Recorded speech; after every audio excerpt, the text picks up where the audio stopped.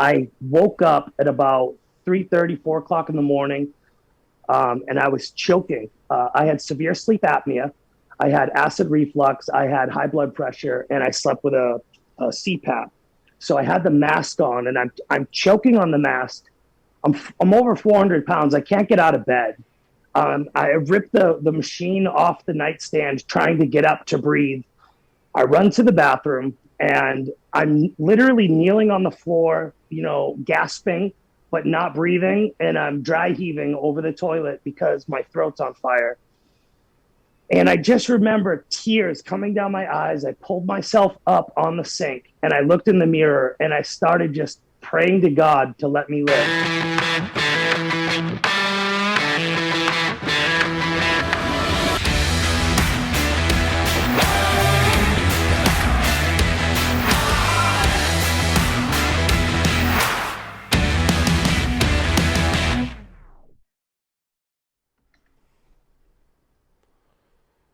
What's up, and welcome to the Building Men Podcast. Become the strongest version of yourself, mentally, spiritually, emotionally, and physically. What's up, brother? How you doing? Anthony, usually you're in studio with me. What's going on here, bro? You're not here. It's just your head in the chair next to me. What happened? What the fuck, bro? Well, let me tell the audience, Anthony's not here today. This was scheduled a while in advance, a couple months. We had this studio date scheduled. And I'm hanging out with my brother over the weekend. And he's telling me about this adventure that he's going on Monday morning. He's like, dude, this is fucking crazy. One of Anthony's best friends is a state trooper. And he asked Anthony if he had any plans on Monday. And Anthony's like, no, I got nothing going on. I have no plans whatsoever. And so Anthony agrees to this adventure that he's going on this morning. And basically what Anthony's doing right now is he was picked up this morning by a police officer from my parents' house and driven to the station. And basically what they're asking Anthony to do is he has 3 hours to get his blood alcohol level up to 0.19. So they're going to put him through an adventure. Let me get off it. So right now it's on Anthony. I'll take it off of him again. So he's going on this adventure basically where they're just going to feed him booze for 3 hours, and he has to then go through a series of sobriety tests. So it's basically trying to norm how the state troopers are dealing with someone who has a blood alcohol level, and I don't know why it's 0.19. So right now Anthony is... he's 2 hours into getting fucked up, and he's getting paid for this as well. He's getting paid to do this, so that's why he's not here right now. Let me go back to just so the audience can see this fucking mess next to me. So Anthony's at a police station getting drunk for money right now, and he totally forgot that we were in the studio today. So he's gonna sit here with me with all my guests with that stupid look on his face, and so that's what's going on with my brother today. So now the interviews will be solo today with me and my guest that I have. And my first guest today is the Unfiltered life coach, Craig Dangle. I wanted to welcome Craig to the Building Men Podcast. Thanks for being here, brother. Appreciate it.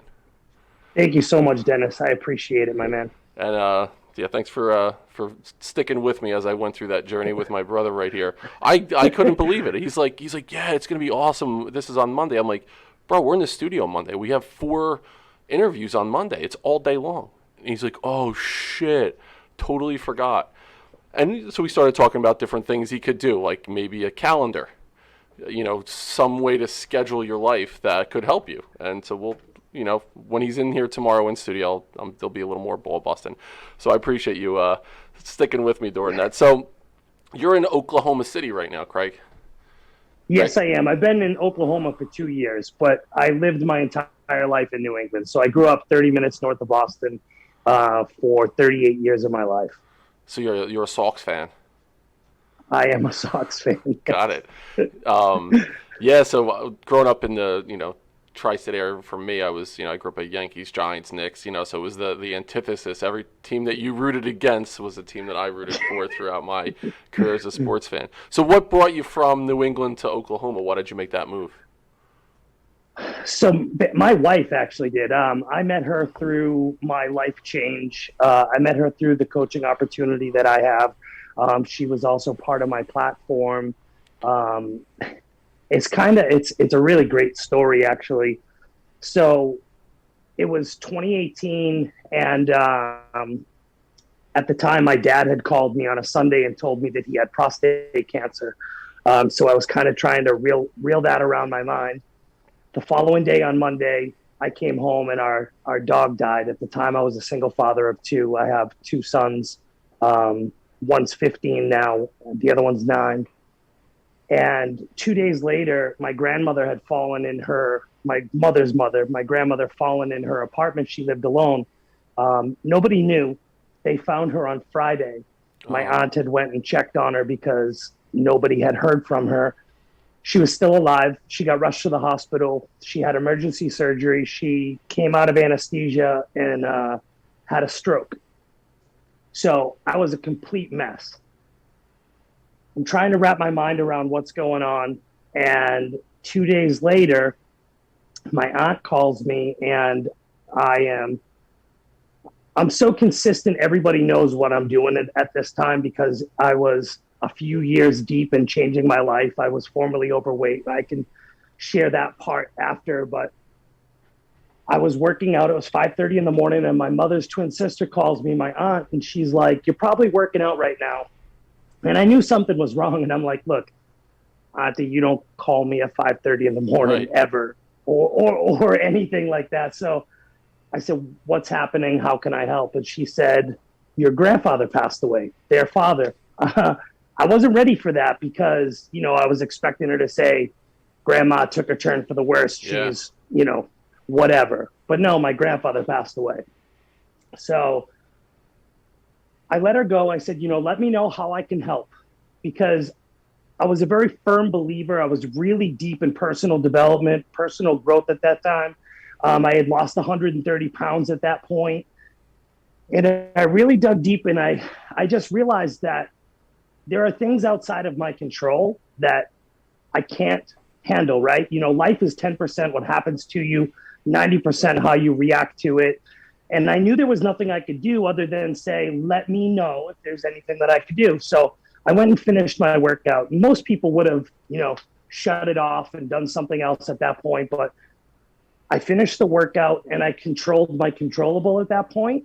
And when I finished the workout, I was in a group of about 50,000 people. We were in a test group for a new at-home fitness program.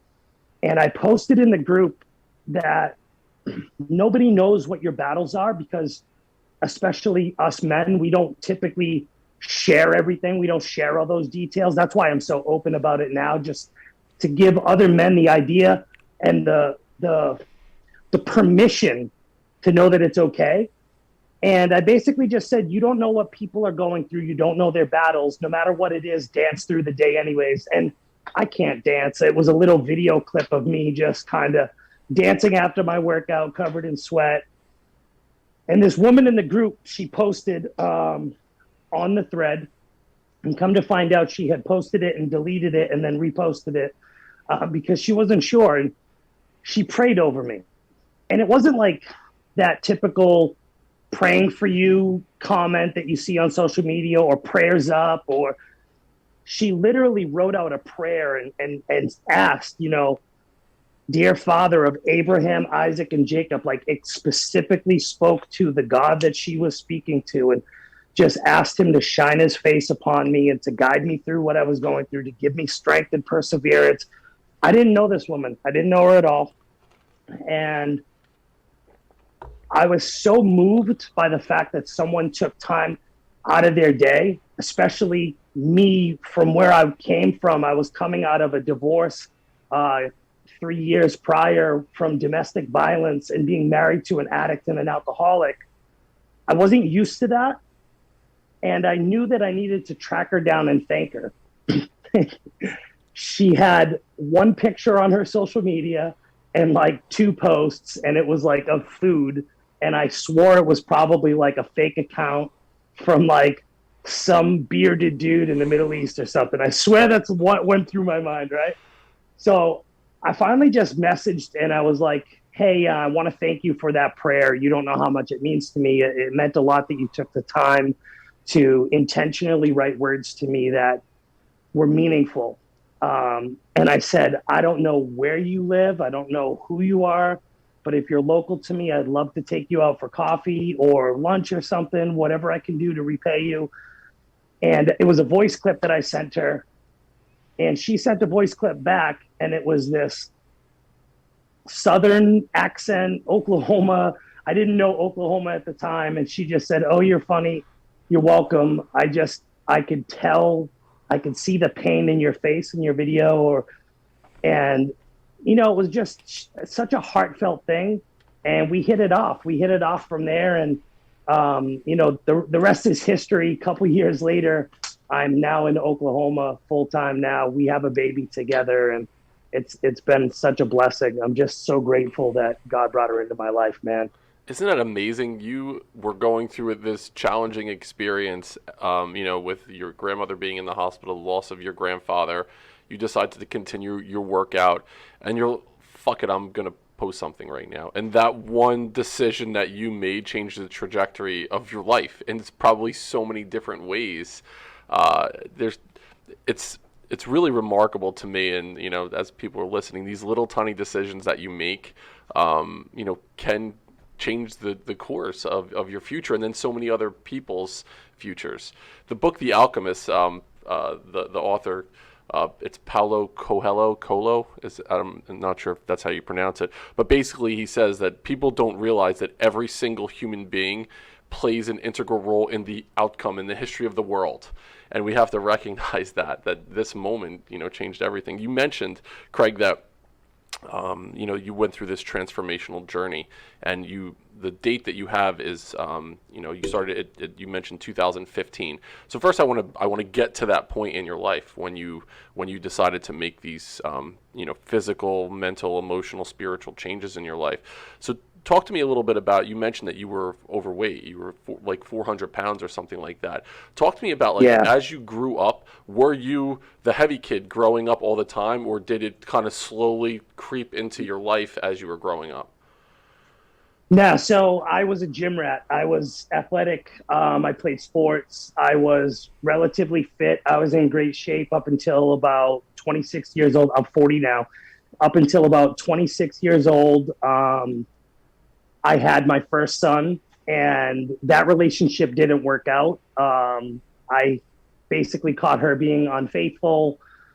We had split. I actually had ended up with full custody of him, through all of our court cases and everything that went on, and found myself a single father. And the stress of family court, and I mean, I can only speak for where the state that I was in, and I know that most states are very similar. I hear these stories all the time. Family court isn't very fair to anyone, not just men, but anyone. They don't have the time and the patience for family court, because there are so many cases that I feel like they just kind of have a set standard that they rule on and just go with it. So it was very stressful, and I turned to food. I turned to drinking. I was drinking heavily, and the weight went on fast. And I was overweight for probably 10 years. After I had split from her, I had met my ex-wife. I was never married to the first woman. We were together 8 years, married 3. We had a son together. And then August 11th, 2015 was our final domestic. I couldn't take it anymore. She was addicted to prescription medication. She was drinking all the time. She was hiding it.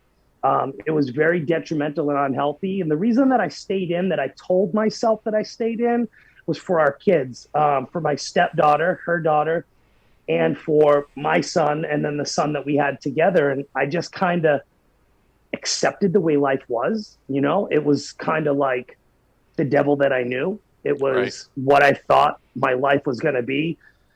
As a man that was over 400 pounds, I wasn't exactly, prime pick to go restart my life and have a new family. You know what I mean? Like that was what went through my head. So basically, like that final domestic was like the straw that broke the camel's back, Dennis. Like it was unbearable. It went on from 5 p.m. at night until about 6 a.m. Multiple calls to the police, her breaking in the windows of our apartment. It was a terrible night for all of us. Then November of 2015, my stepdaughter of 8 years, she was taken out of my care, out of my custody. My ex-wife had signed parental rights over to her parents, to her mother, and they basically just kind of took her out of our life. Even though, I was taking care of all the kids, I had all of them full time. I was just me, single dad from August to November, getting them to school, working full time. I worked at a hospital 40 minutes from our house, in the engineering department. And I was just kind of going through the motions, man, trying to make it work. And my health was way on the back burner. Like my focus and my thought process was, I have to support everybody. I can't take care of myself and take care of everybody else, which is completely false. I know that now, but so many people fall into that realm where they're like, I do all this stuff for everybody else. I don't have time for myself. Well, guess what? You're not giving 100% of yourself to those people around you because you don't have the capacity to do so.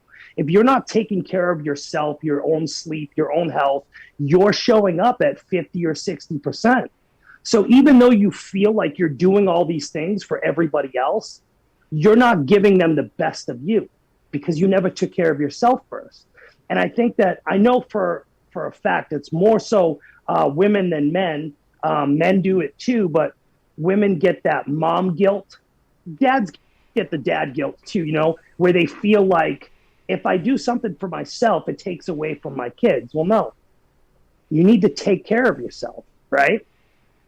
So once she was taken away from us, that was kind of like almost rock bottom, where I was like, wow, like, What what's else? this? What?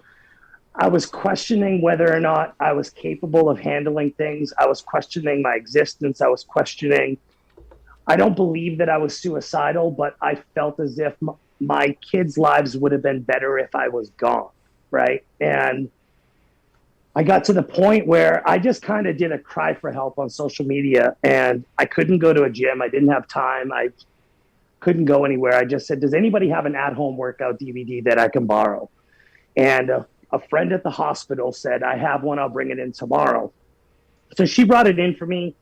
I brought it home. It was the end of November. It was around Thanksgiving. I'm not planning on doing the workout. I'm already telling myself January 1st, New Year's, that's going to be my day. I'm already pushing it off. Right. I'm over 400 pounds. I'm stubborn. I don't know where to start. And I'm telling myself, January 1st, here we go. So it sat on the counter for about a week. The morning of December 1st, I woke up at about 3:30, 4 o'clock in the morning, and I was choking. I had severe sleep apnea. I had acid reflux. I had high blood pressure, and I slept with a CPAP. So I had the mask on, and I'm choking on the mask. I'm over 400 pounds. I can't get out of bed. I ripped the machine off the nightstand trying to get up to breathe. I run to the bathroom, and I'm literally kneeling on the floor, gasping, but not breathing. And I'm dry heaving over the toilet because my throat's on fire. And I just remember tears coming down my eyes. I pulled myself up on the sink, and I looked in the mirror, and I started just praying to God to let me live. I just prayed that I could make it. And I remember gasping and getting a little bit of air at that moment. And I threw the medicine cabinet open, and I ate a whole sleeve of antacids. Now, I can't breathe, and I'm putting things in my mouth. It's not especially chalky antacids. Right. Like, now my throat's really clogged up, but I got to get the fire out because I can't breathe with the fire there because it's constricting my throat. So I knew that I needed the antacids. I'm drinking the sink water, and I just got my mouth under the sink. And I remember when my lungs finally filled with air and I felt alive again. And I'm red in the face, tears just streaming down my face, and I looked in the mirror. I had my shirt off. I'm wearing the only pair of gym shorts that I had that fit me. And I felt disgusted with myself. I felt completely disgusted. And I walked into the bedroom, I grabbed my cell phone, and I took a picture of myself in the mirror. And I'll send it to you, and you can share it when you post this podcast. But I took a picture of myself. I looked at myself in the mirror and I said, this is the last day that we're going to look like this. This is the last day that this is going to happen. And I walked out into my living room and I threw in an at-home DVD, and it was the trainer that did Insanity. And I'm like, okay, 400 pounds. I'm going to do cardio in my living room. And 5 minutes in, I couldn't do anything. I couldn't keep up with them. I was winded. And I told myself, I'm like, look, just stay moving. It was a 25-minute workout. Just stay moving. When I couldn't do what they were doing, I marched in place. I tried my best to do what they were doing. I tried my best to keep up. And I just realized, I had said to myself, it doesn't matter how fast they go. As long as you stay moving, it's better than nothing, because you weren't doing anything before. And I finished it. And I remember thinking to myself, wow, I was only able to do a few of the moves. I was only able to keep up. But when I wasn't doing the moves, I was marching in place. So I kept my heart rate up. The following day, I got up, same time, did another one. The next day, did another one. I did an 8-week program. I lost about 70 pounds doing that program. And it just continued. And I had the opportunity presented to me to be a representative of the company and to help other people and help guide them through the programs, to help guide them through the nutrition and stuff. And that's what I've been doing ever since. I've been helping other people overcome their adversities by just understanding the simple fact that we are not a victim of our circumstance. Because I truly believe that we are a victim once. After that, we're a volunteer. And I was done volunteering to be where I was at. I was done. I needed to change it. And I was ready. That response was such a deep look into your journey. It resonates with me a lot. If people have listened to this podcast, I had something similar where I had that moment where I look in the mirror and where I decided no more, no mas. This is not going to be who I am anymore. So the fact that there's a timestamp, and here's the other thing: people say December or January 1st. That's when we're going to start something new. Today is the day. If you're listening and you're unsure, you're on the fence, use this as the catalyst to whatever it is that you've been putting off. If it's, getting back in shape, if it's starting a college program, whatever it is that's out there, use today as that day to start it whenever this is going to air. So December 1st is your day, and you have a near-death experience, pretty much. I mean, it might have gone a little bit of a different way if you didn't have the antacids there. Or it could have been your last day on this planet. So the big thing is now you make this decision. Okay, I'm going to get up, and every day I'm going to do it. And Insanity, is that Shaun T? Yes. Yep. Because I actually went to college with him. I was in college at Rowan in the late '90s, and Shaun T was a trainer there, and he would do aerobics classes pretty much. So I remember, seeing Shaun T there. That's pretty funny that was the guy. That was the guy that was talking to you. And he is very motivational. So now you're getting up every day, and this is you're getting into this routine. So let's start with just the initial parts of that. Was there, once you started and you made that decision, was it just every day it's, the sun rises, the alarm goes off or whatever, and I do it? Or did you have some times during that first 8 weeks where you're like, oh man, I really want a fucking Big Mac right now and a 6-pack? So it's 100% mindset. It is absolutely 100% all in our head. I tell people that anybody can lose weight. Anybody can get healthy. But if you don't work your heart and your mind at the same time, you're just going to be a different version of your broken self. So I never wanted to get out of bed. I was overweight, depressed, unhealthy, lazy. I mean, I worked full time. I worked anywhere from 60 to 70 hours a week, and I was a single parent. So the only time that I had to work out was if I got up earlier. So that means less sleep. So I had to make this conscious decision where I was like, okay, you know what? I leave for work and drop kids off at, early care and school because I had to be to work by 7:30, 8 o'clock. Um, I knew that I had to get up at 5. I knew that at 5 o'clock I would get up, wake up, pre-workout, relax for a minute, turn it on, do the workout, shower, kids' lunches. Like I didn't have time to waste. So I always tell people that motivation is BS. It literally is, because motivation will literally only get you started. I was motivated to not die. That was what got me to do the first workout. Discipline is what continued to get me to do it. I changed my eating right away because I knew that you can't outwork a poor diet. I knew that because I had tried in the past. For 10 years, I yo-yoed and did every fad diet, pill, fat burner that was on the market. If you've seen on Dr. Oz some type of fat loss gimmick, I tried them. I tried everything because my willingness to change wasn't greater than my acceptance of the way my life was at that point. And I kept lying to myself. I kept telling myself I would do whatever it took. But the clause at the end of it was I would do whatever it took as long as I didn't have to try hard. That was the problem.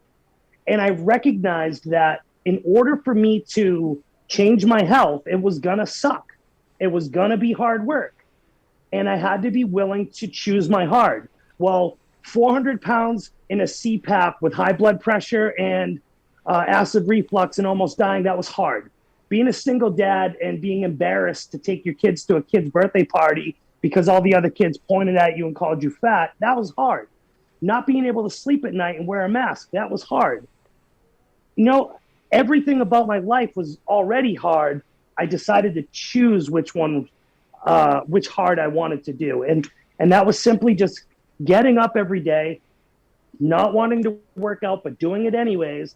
And then it eventually turned into a habit. It turned into a healthy habit where maybe I don't like cardio still 6 years almost later, but I know that it's good for my body. I know that it's good for my heart. I know that it's good for me to be the father my kids deserve. So that was the push. That was the legitimate push. But the thing that will really help you going is a support system, support and accountability. And, that's one of the foundations of what I do within our team, within our network and what we do.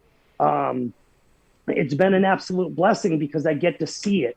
I get to see when somebody's not feeling it and be able to shoot them a message and be like, hey, you said you wanted this change. I need you to give me a little bit of effort today. I'm here to support you.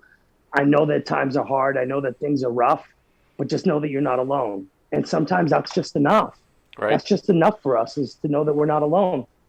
It's what you mentioned about there's the physical part of it, but unless you're consciously looking at your heart and your mind, the physical, it'll go up and down. Like whatever it is, you lose weight, you get back in shape. Unless you're doing the work on the shit that got you there in the first place, then it's all it doesn't mean anything, right? So as you're going through this 8-week program, at the same time, are you now really recognizing all the shit that you've been through in an abusive relationship? Are you doing the work simultaneously, or did you lose the weight and you're like, fuck, like there's still this hole here that I need to work on? So I started working on the hole right away. But it took years. Like the hole didn't get patched in a short amount of time. And even now there are still, unhealthy habits will creep back, unhealthy thoughts. It's almost like being in recovery. For people that have been through addiction can understand that you have those moments where you could go back, because I was a food addict, it's not like somebody telling you, okay, it's okay to have a little bit of crack to survive, right? Well, you can't just have like a little bit of food to survive. You have to have a certain amount. You have to face food every single day.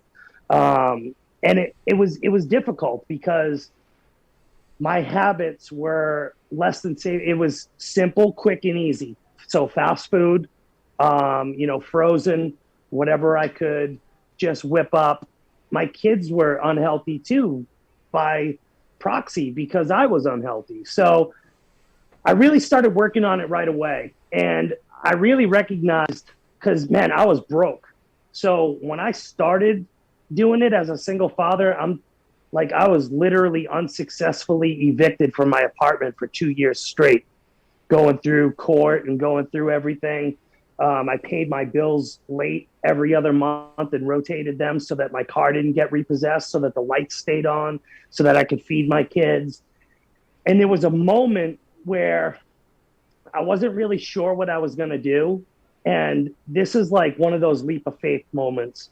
It was when I was presented with the opportunity of working a business within this. I maxed out a credit card when I had no money.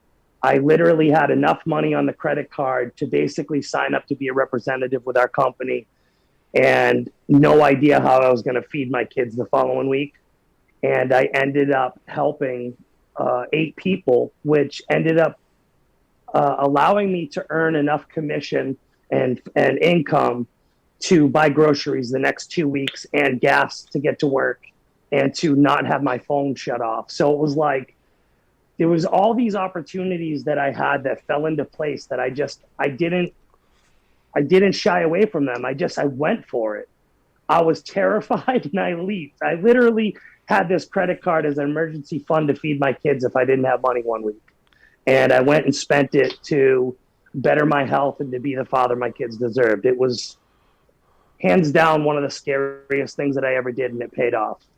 Do you have that credit card framed somewhere in your house? I would use that as a motivational tool, right? It's one of those things that, as you go through this, there's those moments where, and I've been through it, like, holy shit, like, one, what did I do? How did I get here? And you start going through this.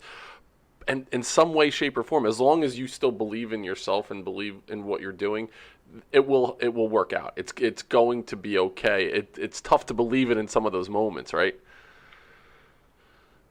Yeah, it was definitely a aha moment for me to realize that, you even said it earlier, when we were talking about January 1st, right? We take all of our hopes and dreams and we put them in this box and we label that box someday. Mm-hmm. And we stash that box labeled someday in the back corner of our head or in the deepest cavern of our memory. And the problem is there isn't a day named someday. There isn't one. It's today. And if you don't act on those things when you have the opportunity to, you're going to reach the end of your life and say, I wish I did this or I wish I did that. And I don't want to be that guy. I don't. So many people get to that point where, they're, say on their deathbed and they're asked, what do you wish? What's something you wish? It's, people say, I wish I spent more time with family. A common thing is I wish I did something to leave some kind of a legacy. And one of the biggest things that people talk about is they wish they'd taken more risks during their life. Wish they believed and gambled in themselves instead of taking the safe route.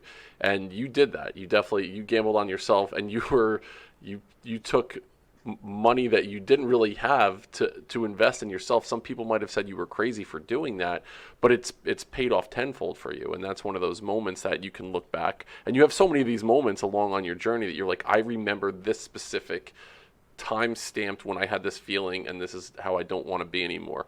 You also mentioned this, spiritual, emotional healing that you've gone through.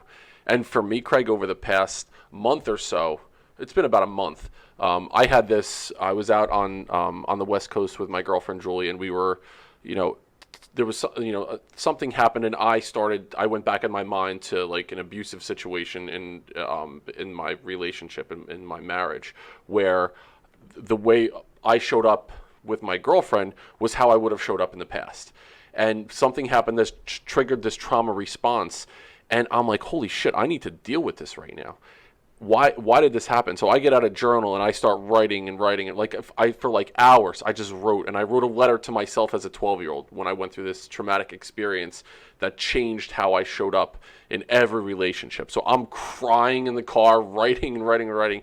But what that did, when I went through that, Craig, dealing with the trauma and understanding where it came from and why it was manifesting itself in this way, once I was able to fully deal with it, and I was able to, like, okay, I'm going to take this out and put it here and look at it because that's not me anymore. What it did was all this other shit. I'm like, oh my God, there's shit in here I didn't even realize.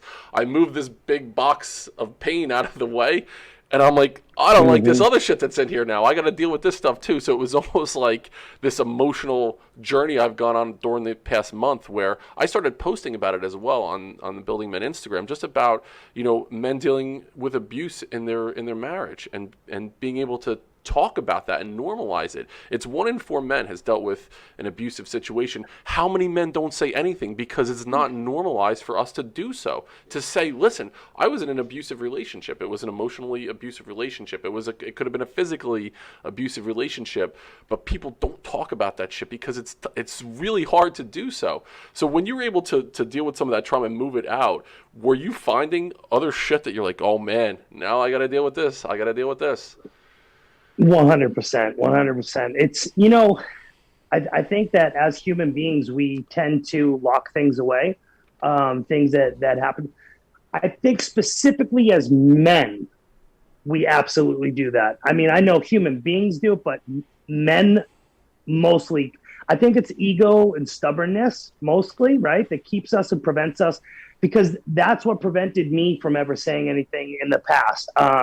I was embarrassed. I was embarrassed as a man that I was in a situation where I allowed another person, let alone a woman, treat me the way that I was, and someone who I loved, right? So it really ate at my mental capacity to understand what was going on. But I 100% agree, dude. Once you see, I tell people that the things that people have told you about you are not true. First of all, they're not facts. Things that people have done to you that you're carrying. We have all these things inside of us that we carry, and it's heavy. And over time, it just gets heavier.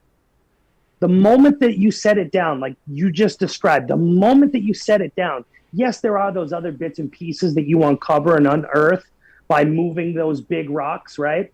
But once you set it down, how much lighter did you feel? I mean, I know because I've been through it, bro. Dennis, like, I know that moment of just not having the world on your shoulders in that moment anymore feeling. I know how good it feels to take that burden that you carry and to set it down. And it doesn't mean that it's completely gone. You just recognize that you don't need to carry it. It doesn't serve you, right? It's so interesting. And what you said, too, about, as men, it's tough for us to be vulnerable. When we think about masculinity, traditionally, I would think, men don't cry. I grew up in a household where I never saw my father cry. The first time I saw him cry was about 6 months ago. And so not only did I not see him cry, it wasn't okay for me to cry. If I cried, I was a fucking pussy. That's what that meant if I showed any kind of emotion in that way. And I'm an emotional person. So the tricky part is how do we normalize it for men to be able to understand that, masculinity, part of it is being able to be vulnerable, to be strong enough to be vulnerable. It's hard to do so. So how do we go about doing that? What's the path that we would take if we're working with someone? So to even take a client that you're working with and you understand they built this brick wall up in front of them and they're not able to truly deal with their emotions. How would you help someone work through that as you're coaching them? Well, I think it's leading by example. I think it's men like you doing what you're doing. It's men like me that speak about what it is that we've gone through, that use our mess as a message, and that continue to show up authentically, raw, honest, and unfiltered the way that we do, because as we do that, that shows our vulnerability. And to be vulnerable, you're open to attack. And if you make yourself open to attack with your clients by being vulnerable, they'll allow themselves to be vulnerable. Right. It's not that you're going to attack them, but it lets that defense mechanism down a little bit to let them know, hey, you know what? Maybe they empathize, because I can't understand how other people feel. I can empathize with them. I can relate to a story, but nobody can understand, how you felt in your Right. relationship or how I felt in my relationship. We can empathize with it and be like, you know, I understand why you don't feel okay about it because I've not felt okay before in similar situations. And typically, the people that I help, man, for the most part, they're people that have had trauma. And, as a coach, it's extremely difficult because people that are in that space aren't always ready to work through that trauma. So, it's not always a win. And as a coach and as somebody that tries to help people navigate their circumstances, and the narratives of the stories that have been told to them about themselves their whole life by teachers or bullies or their parents, even, or loved ones. It's difficult. It's difficult because not everybody is always ready. I'm a tough love kind of person, but I'm compassionate too, Right. So it's been hard on me to be able to set aside my want for their change more than they do. But it's taken me 6 years to get to where I am to understand that not everybody's ready. Everybody has their own timing, but a lot of people miss the timing. A lot of people, will continue to January 1st, after my birthday, Yep. when I come back from vacation, after my cat turns 5, like whatever the Right. freaking excuses. And it's like, man, you can't do that. We have one life. You're not promised tomorrow. You are not guaranteed tomorrow. And every single day, I start my day and I try to end my day the same. I wake up with gratitude, and if you're spiritual, if you have faith, if you believe in God, I literally wake up and I say, thank you, God, for another day alive. Thank you for these legs that are about to get me out of bed. Some people are not capable of doing that today. Thank you for the ability to work on my mindset because some people don't have the mental capacity to do so. Thank you for allowing me another opportunity today to be better than I was yesterday. And then I go about my day and I try to end my day the same way. If you start and end your day with gratitude, you're more likely to be able to react properly when the shit hits the fan, because it's not a Right. matter of if, it's when. It's going to happen. It's there's no if. But the thing is I think that a lot of people search for the gratitude in their day because they don't have any. If you start and end it with gratitude, you're not searching for it when you need it, and you're more apt to react properly when the stuff Right. happens to you. Case in point, when my grandfather passed away, I just I had the capacity to set aside. Did I grieve? Yeah, I cried through my entire workout. Like, I was upset, but it didn't stop me from living because I needed to continue, right? What if that happened in May of 2015? How would it have been different for you if your grandmother was in the hospital and your grandfather died before you went through your separation and your divorce? Oh, I would have been a mess. I I know for a fact I wouldn't be where I am today had things Yep. panned out the way that you just described. No way. You also mentioned, Craig, about going through that separation and divorce. I just wanted to bring it back to that really quickly. You said that you stayed in this marriage because it was about your kids, and that resonates with me so deeply. I stayed for a long time because the kids. I was like, I need. I don't want my kids to grow up in a broken family. Divorce can be considered a trauma, and if I'm doing something that's putting them in more of a precarious situation growing up because living in two different households, or maybe I won't be able to see my kids for whatever reason. So that was such a motivating factor for me to stay in a marriage it was not a healthy relationship at all. So that really resonates with me. But I think what I've learned over the past month, I mentioned I went on this kind of emotional dive.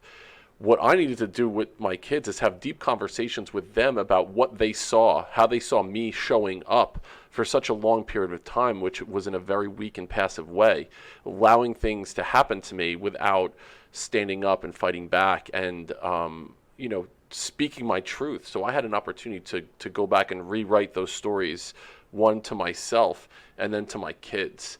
And that to me was such a life-changing experience to go through, and it needed to happen. I wanted them to see, like, shitty things are going to happen to you. It's inevitable. Like, we're going to experience difficult things. How do we internalize that?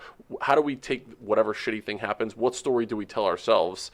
And then how does it play out? How do we show up in relationships moving forward from that? So you mentioned that, that was one of the reasons why you stayed. It really hit home with me. And it was one of those things that, going through that self-discovery period over the last month, it was so apparent that that's what I was doing. And so I appreciate you mentioning that. I really, really do. I guarantee, Dennis, most men in the abusive relationships with children, that's what we're telling ourselves. I literally don't. I mean, especially those of us that are involved fathers. Okay, I'll say that because, the realization came after when I really sat down and thought about it. All of our children are better off. They don't need to live through that stuff. My kids were there for physical and verbal altercations. My kids seen a lot of it. My kids were a part of some of it. Like they watched these things happen, and they don't need that. They just need to be able to be children. They need to be able to, not have a bad picture of either of their parents, regardless of who they are, because a child loves them both, no matter what, right? And, we shouldn't ever influence how they feel about one another. We should never put them in that situation. So I agree, man. And I appreciate you sharing that you went through it too. It reminds me and us that we're not alone, dude.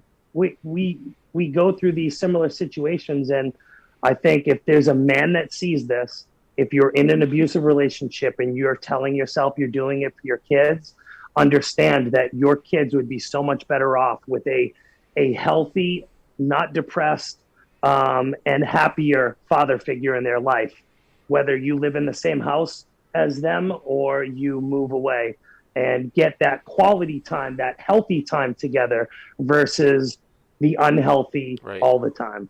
And just them growing up not feeling the angst of those interactions. I know I for years I felt the trauma. I would feel it in my chest, and a lot of it was like professionally, but a lot of it was also personal trauma that I was experiencing, and I would feel it in my chest, and it would like kind of, it felt like it seized up in my heart, and it stayed there like a ton of bricks on my chest all the time. And I walked around in this slumped over, slouchy way. And I remember my mom talking to me within the last year, and she was like, it always seemed like you were hungover. You had this the way about you. It was kind of like an Eeyore way. It just always looked like you had just come off a fucking bender, and you were really hungover, and you weren't. But that's just how you kind of showed up. And now, I mean, speaking with people that knew me back before I was married, and then saw me go through this deterioration, and they see me again, they're like, "Oh, I remember you. You're Dennis. I remember this guy. You were a guy that I used to fucking hang out with in college or whatever, and I haven't seen you in a long time. Even if they haven't really seen me." So being able to show up in a way for your kids where they can take a step back and look at you and say, "That is my dad. That's the guy right there." You mentioned as we were getting to know each other today, Craig, that you have sons, and their ages range up to 15 years old. So you have a little one at home up through 15. What I do, I have 4 sons. So I have a 15-year-old, I have a 10-year-old stepson, a 9-year-old, and then we have a 2-year-old. There's and that's like me and my brother, right, Anthony? Where are you? There you are.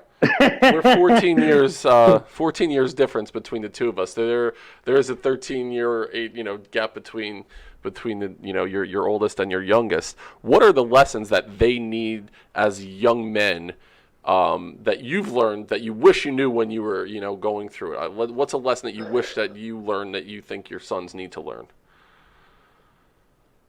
I think that my sons get a lot from a bunch of different areas. So my oldest son, he's got a great stepdad who's a good father figure too in the house. But I have a great support system here in Oklahoma, so we're not alone. I think that I wish I seen more adult males come together and share what we should be doing as men, to rear us with discipline, to rear us. Man, the last 18, 19 months or whatever of the world, just watching the collapse of society. I don't want them to have a societal worldview. I want them, we're kind of trying to instill a biblical worldview in our young ones, because there's a foundation of respect and responsibility in biblical literature. And I wish I had more of that when I was a kid. I wish I had more of a foundation of, rights and wrongs. I was a terrible teenager when I was a young man. I tormented my parents. I'm the oldest of three. But me and my dad, we weren't that close. Like, we didn't talk. We worked together, and it was like everything I did was wrong. I was yelled at all day long. Like you said earlier, it was suck it up, buttercup. Yeah. You scrape yourself, rub dirt on it.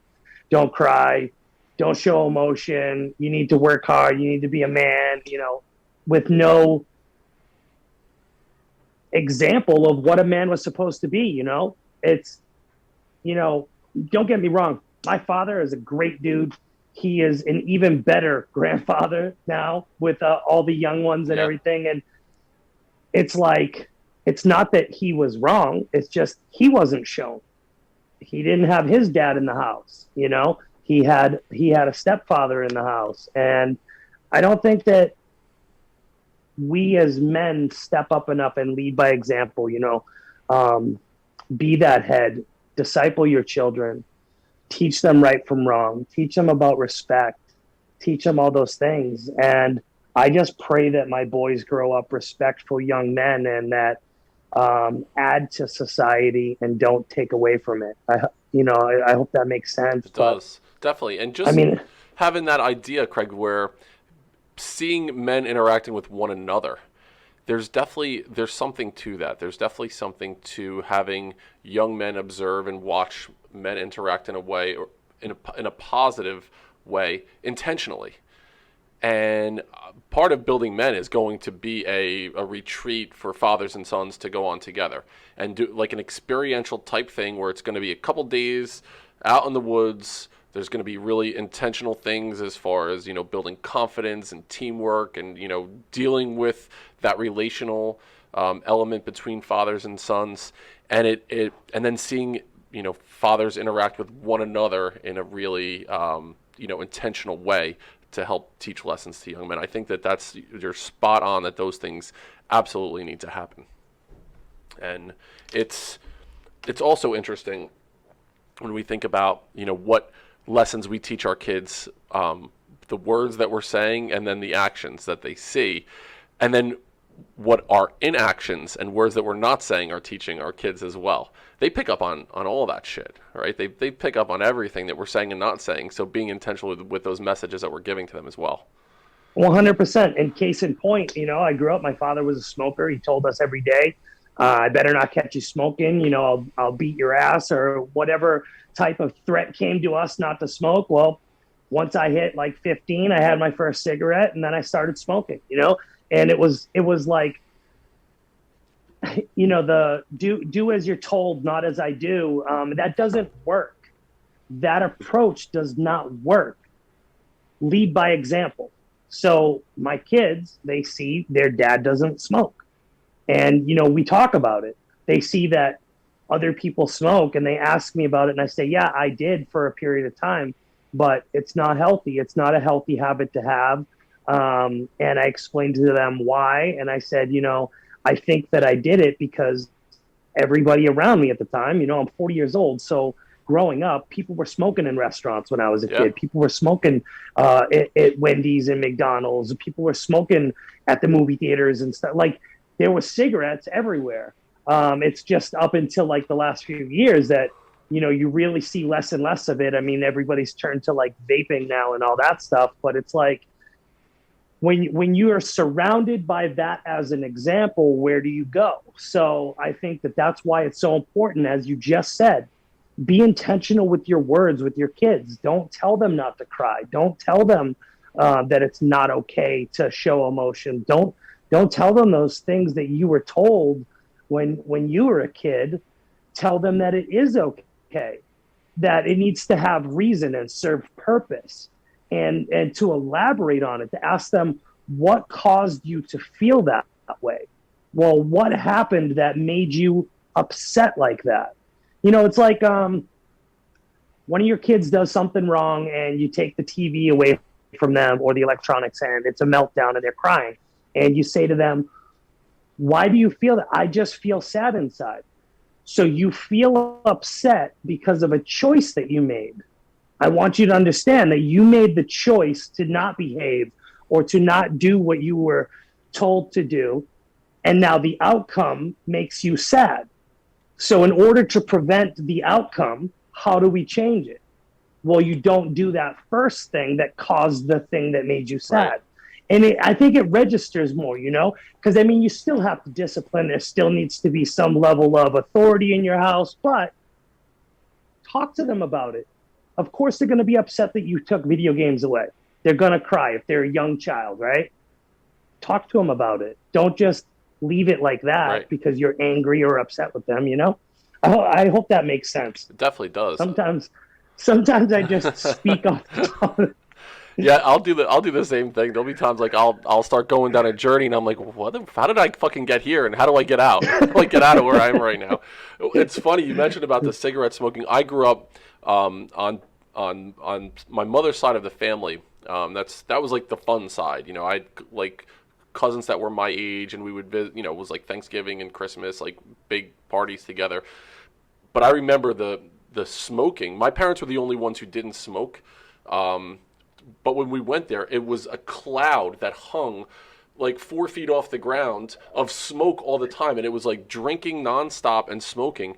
And I have memories of driving home they were down the shore, driving home Christmas Eve night, crying because of the smoke in my eyes. I'm like, Mom, there's smoke in my eye. Like, I still remember that. And yeah. For me, with smoking too, I laughed. I went on this journey as we were talking. Do you remember even the cars? They had the little push button cigarette lighters and the ashtrays. And you mentioned you started smoking when you were 15. I don't know if I ever told this story on Building Men ever, but now's as good of a time as any. I remember me and my buddy Mike. We got tickets to go see Giants Steelers. It was a preseason game, so it was probably mid to end of August. I want to say this is 1994. So I was 17 years old, 93, 94 time frame. So I was driving though, and we're like, let's try to get some fucking beer. Let's see, we're going to go tailgate. And every avenue we went down, we were stonewalled. We couldn't get any beer to go tailgate at the Giants game. So we're like, let's smoke. Let's smoke cigarettes. For some reason, we're like, let's do some kind of derelict behavior at the game because that's what you do.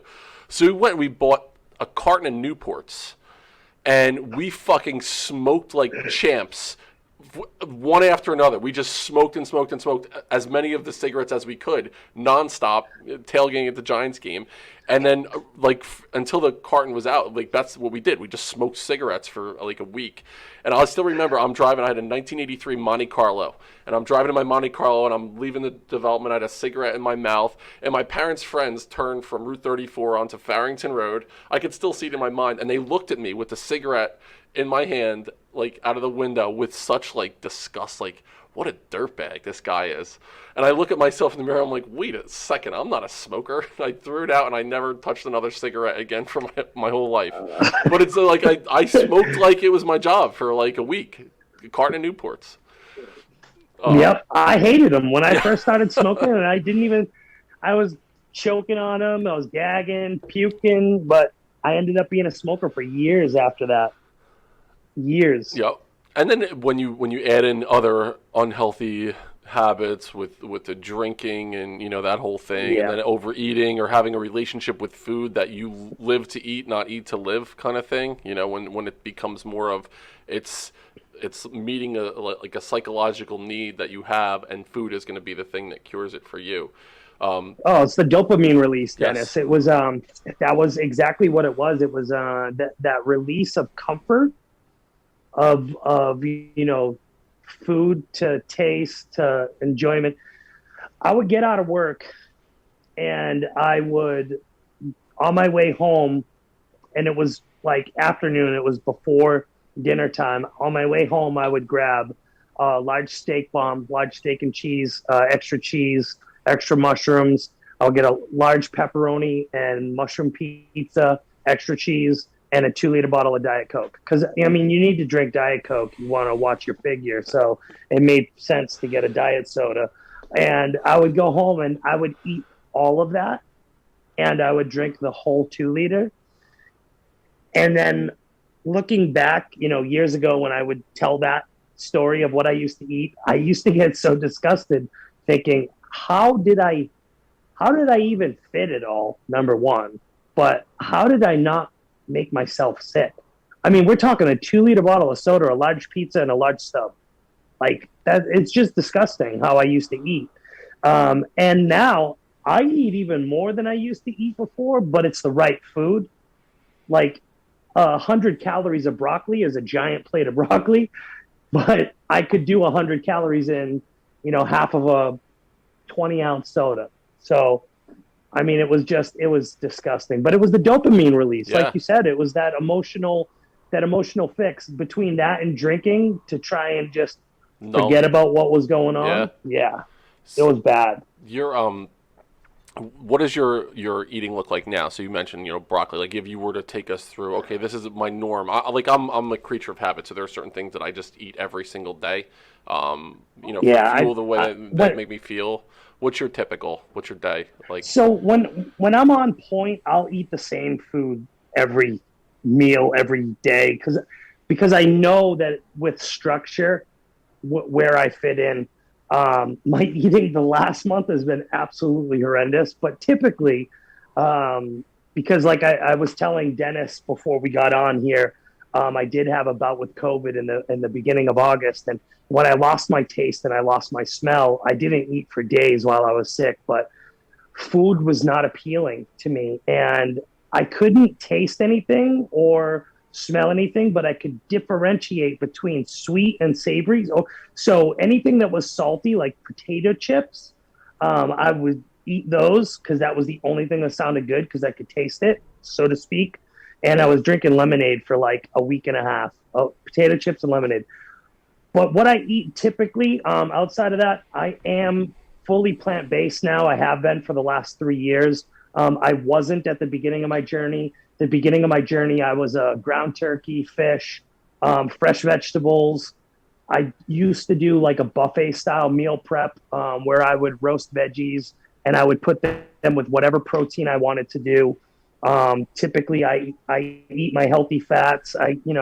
Avocados. I use coconut oil, things of that nature. But I'm fully plant based now. So typically, if I want something that's out of the realm of produce, fruits, veggies, and tofu and things of that nature, I will do like Impossible meat occasionally here and there, Beyond Burgers, and things of that nature. But pretty much, I'm just straight up plant based now.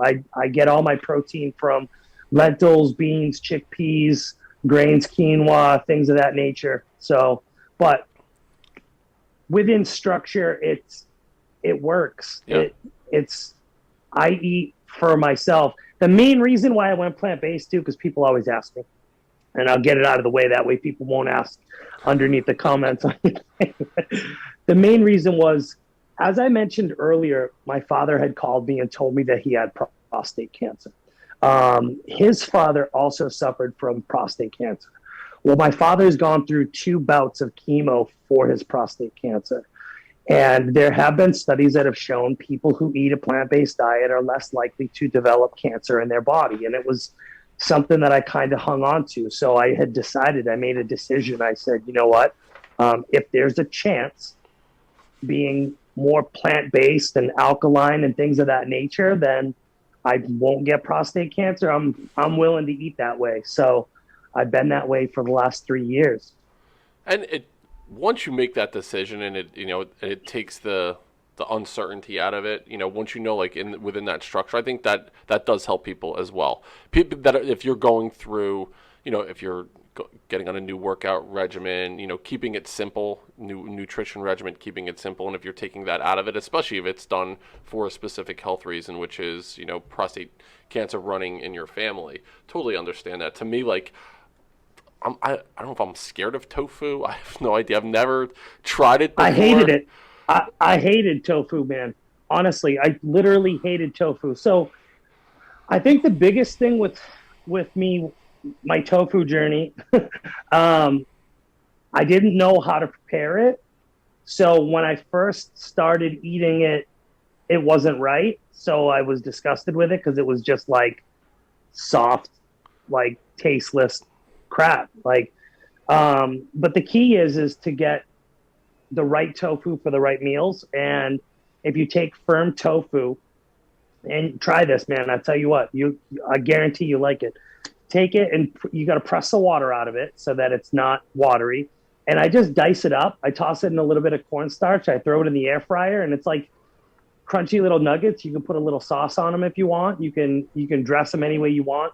I usually take a little bit of liquid smoke and some liquid aminos, some garlic powder, things of that nature, and make myself a spicy little blend. I'll add a little bit of sriracha to it and some honey so it will stick to it. And I make these little nuggets out of it, and I'll throw it in a stir fry with some bean sprouts and all kinds of different veggies, and it's freaking delicious. But when I first started eating tofu, dude, I was you, Dennis. I was afraid of it. I didn't want to try it, and then when I did try it, I thought it was disgusting. Yeah, there's something, I don't know. Maybe if I'm ever driving, through the Oklahoma City area, I'll have to stop by and share some tofu with you. Who would have thought? I mean, on this adventure we went on today, we'd be talking about cigarettes and tofu. Definitely didn't have that in my wheelhouse. I told you it's more just two dudes having a fucking conversation. We'll see where it goes. So, Craig, I wanted to give you an opportunity now to, just thank you for being on the podcast, man. I really appreciate it. I feel like we just scratched the surface. I'd love to do another episode after, the audience gets to know you a little bit through this journey and just talk about helping men that are going through an abusive situation. Like, what are some steps that, almost like create a playbook to help people that are going through things. I think that we just scratched the surface right there between, listening to your journey, but then also understanding there's a bigger picture that we can certainly help people with as well. So how can the Building Men audience find you? How can they follow along on your journey? Yeah, I'm on Facebook. I have a business page. It's the Craig Dangle, the Unfiltered Life Coach. I'm on Instagram as official Craig Dangle. And you can find me just about anywhere. I also have a website. I'm kind of like use it a little bit here and there. Yeah. It's still under construction type of deal, but it's unfilteredlifecoach.com. I'm on Twitter. Just if you search my name, I pop up. I'm very well shared by our company, so I'm pretty predominant on Google searches and social media. The company Beachbody shares me quite often. I actually spoke at one of our yearly events when we were having live events. I spoke in front of about 30,000 people, shared bits and pieces of my story. I actually just shared that video today. Again, reshared it on my Facebook page, so you can go check that out as well. But yeah, I'm just about everywhere. And if you want to, you can email me at unfilteredlifecoach@gmail.com. Was Tony Horton part of Beachbody? Tony Horton was part of Beachbody. He just recently kind of had his achievement award. I think it was the same year that I spoke. It was 2018, and he's not under contract by Beachbody anymore. But we still have the old school P90X and all that stuff. But he's doing his own thing right now. He's on Xfinity and stuff like that. We have a slew of new trainers, part of the Beachbody platform. It's all digital now, so it's all online. It's all streaming on everywhere. And tomorrow we actually launch. We're slowly becoming the leader in the industry of at-home fitness. We actually went public on the New York Stock Exchange in June, so we are publicly traded. We're in 4 countries, and tomorrow we release our first ever stationary bike. Part of the merger when we went part of the merger when we went public. Beachbody merged with a company called Mix Fitness, so it's a much more affordable bike than the other stationary bikes that are out there, and it actually launches tomorrow. And then we have our interactive. We're going to be doing live classes. It's actually in the beta testing right now. I'm part of the beta testing program for it, where our trainers come on live. It's basically like Zoom. They have the stage, but then they have a limited amount of people that are part of the workout behind them on the TV screens. It's like a giant studio where everybody's working out in their homes, and then anybody can view the class, but some people can sign up to be a part of the class. And the trainer literally interacts with us live right there and just kind of checks our form, tells us, what to do, how to focus, how to get the most out of the workout. So it's been absolutely a blessing. It's crazy that my life has gone to where it has, right. And being able to be a part of it, and such a big part of it, has been a blessing. And I have met your college colleague several times the year that I spoke, because his program was the first one that I did. So of course, I had to pop in and say hello to him and everything. So it's been great. Yeah, absolutely. Yeah, Sean T. He wouldn't remember me. But I knew of him there. He was a prominent figure back then in the late '90s in college. Tony Horton was a guy. I did the P90X program. I was at a gym, and I stopped going to the gym, and this is going back probably 15 years now. Shit, when I was doing the P90X program, and I just recently saw him pop up on social media. I was like, holy shit, is that Tony Horton? Like, I feel like I had an intimate relationship with him, because I would pop on the video every single day and listen to his corny jokes and things like that. But it brought me back to that time in my life. So that's pretty cool that you're in that world right now after all the shit that you've been through, and such a story of resiliency and perseverance that you shared with us today. And again, we can probably talk for 5 hours just on each one of those little topics. I wanted to get a broad picture, and then definitely have you back on at some point in the future. Absolutely. To go on a deeper journey as well. So I appreciate everyone listening. If you're, we'll put everything that Craig just mentioned in the show notes, so you'll be able to find him on all of his various social media platforms, and his email address, his website, everything like that. For Building Men, you can find us on Instagram at building.men. Email us at buildingmencoach@gmail.com. Before we go, Anthony, do you have anything else to add, my friend? Nothing. All right. So we will see you. He's gonna love this. I can't wait. I'm gonna put a video. And before we go, too, Craig, I need to ask you, just for promotional purposes. I'll need a screenshot of this. Whenever you post, you do like the people's eyebrow. You do the fucking that's what we need right there. That's the one. I'm gonna screenshot that and share it, because you definitely put that out there all the time. Whenever I see it pop up, that's my favorite part of it right there. So we'll share all this out there. We thank you for listening so much. We want you to go a step further than you thought you can go. We'll see you next time on Building Men.